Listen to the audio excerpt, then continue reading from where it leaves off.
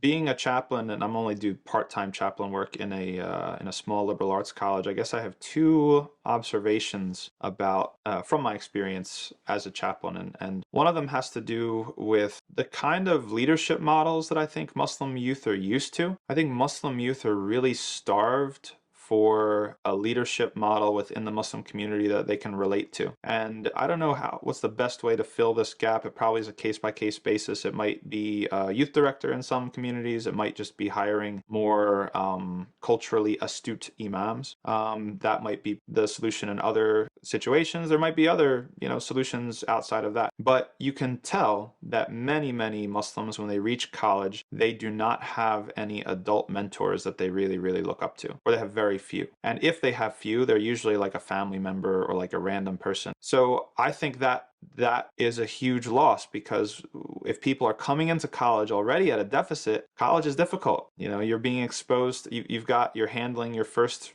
big dose of freedom, your first big dose of adulthood. And there's tons of temptations, and there's lots of ideologies, and that competing for space in your head and in your heart. And then on top of that, if you come in without a strong relationship with mentors, then it's a little bit worrisome. The other observation I have is that sometimes there's a population of Muslim college students who are only concerned about progressing when in the dunya, right, and progressing in terms of their livelihood. And this definitely isn't every place, right? I've been to lots of colleges and universities, and I've seen different MSAs, and it's very, very different case by case. But I'll say that another problem that we have among the Muslim youth is a lack of aspiration. Many of them are only thinking about worldly aspirations. Okay, I want to be a doctor. Why? Why do you want to be a doctor? Well, it's the most respected and most lucrative job. Well, yes, that's true. What are you going to do for your afterlife? Well, I'll figure that out when I get my job and I get my livelihood. This is a poor plan, right? I don't meet a ton of Muslims who are really, really thinking about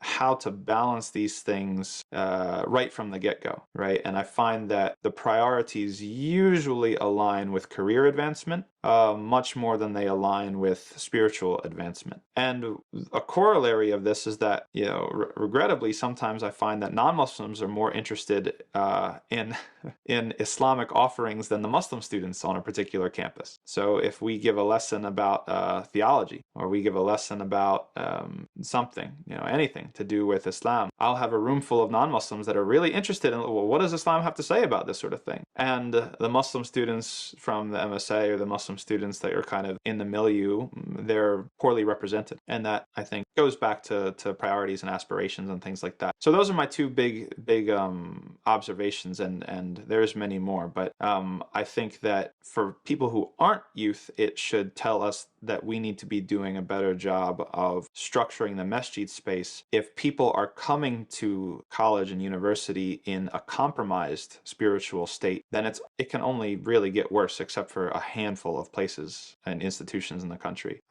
We want the masjid and the local Islamic community to be a greenhouse, right? Where we are, growing the strong seeds and saplings of tomorrow, so that when we put them outside, then they're going to be able to be hardy. We put them in the college atmosphere, they're going to be able to not just barely survive, but also to thrive.